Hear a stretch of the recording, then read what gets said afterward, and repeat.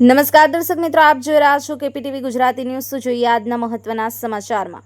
પાટણના સિદ્ધપુરના મુડાણા ગામે પસાર થતી સરસ્વતી નદીમાં બહેનો સહિત 3 ડૂબી હતી, જેમાં 2ના મોત થયા છે, જ્યારે એક યુવતીનો આબાદ બચાવ થયો છે, જેને સારવાર માટે હોસ્પિટલમાં ખસેડવામાં આવી છે।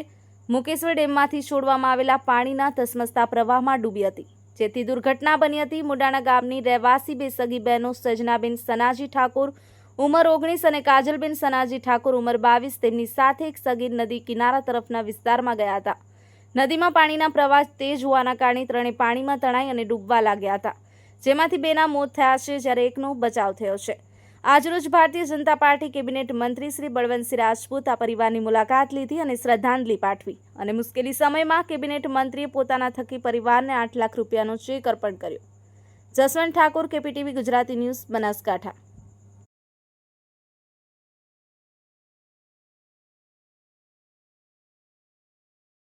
એમાં તો આપણે કશું પાછું લાવી શકતા નથી, પણ પરિવારને જે મદદ થઈ શકે એ માટે ગામજનોએ આપણા આગેવાનોએ અમને કીધું હતું। અમે સાહેબને રજૂઆત કરી અને સાહેબે એમના અથાગ પ્રયત્નોથી તાત્કાલિક આ આર્થિક મદદ આપણને કરી અને ભગવાન એમની આત્માને શાંતિ આપે એ માટે આપણે પ્રાર્થના કરી।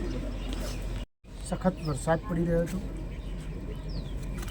અંબાજીમાં અતિશય વરસાદ પડ્યો, મકેશ્વરમાં ઘણું બધું પાણી આવ્યું, બનાસકાંઠામાં અને પાટણ જિલ્લામાં પણ ઘણો બધો વરસાદના કારણે આ વિસ્તારની અંદર કેટલાય ટાઈમથી પાણી નહીં આવેલું અને જ્યારે જબરદસ્ત વરસાદ પડ્યો ત્યારે બહુ બધું પાણી મકેશ્વરમાંથી છૂટ્યું અને અહીંથી પણ છૂટ્યું।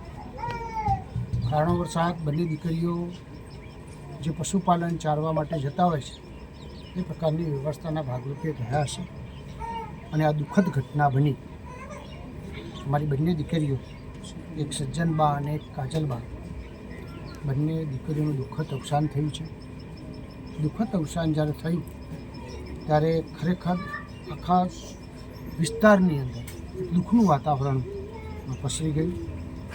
અમારા બધા આગેવાનશ્રીએ, ગામના આગેવાનશ્રીએ બહુ પ્રયત્ન કર્યો તો મને લાગે એકાદ દીકરીને તો સારી સારવાર ને બધું આપી શકાય છે। બંને દીકરીઓને ભગવાને આપણને જે એનું ઋણ હશે એ પ્રમાણેનું જ થયું, એનું દુઃખદ અવસાન થયું છે। આવી પરિસ્થિતિમાં ગુજરાતના મુખ્યમંત્રી આદરણીય ભૂપેન્દ્રભાઈ પટેલ સાહેબે ગુજરાત સરકારમાં હંમેશા આવું કોઈ દુઃખદ બનાવ બને ચોક્કસપણે આપણે કોઈનું દુઃખ તો ના લઈ શકાય, પણ જેટલી મદદ થાય એ પ્રમાણે આપણે કરી શકતા હોઈએ છીએ।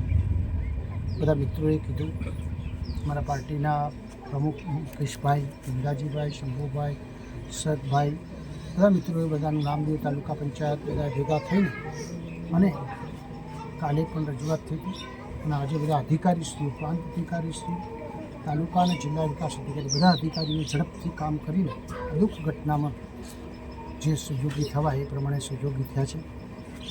બંને વાલીઓને 4-4 લાખ રૂપિયાનો ચેક આપવામાં આવ્યો છે। આપ સૌ વતી માતાજીને પ્રાર્થના કરો બંને દીકરીઓના આત્માને શાંતિ પ્રાપ્ત થાય અને જે એમના કુટુંબીજનો ઉપર જે આફત આવી છે એ આફતમાં આપણે બધા સહયોગ આપીને એમના દુઃખમાં ભાગીદાર થઈએ, ભગવાન એમને પણ શક્તિ આપે એવી આ પ્રસંગે પ્રાર્થના કરું છું।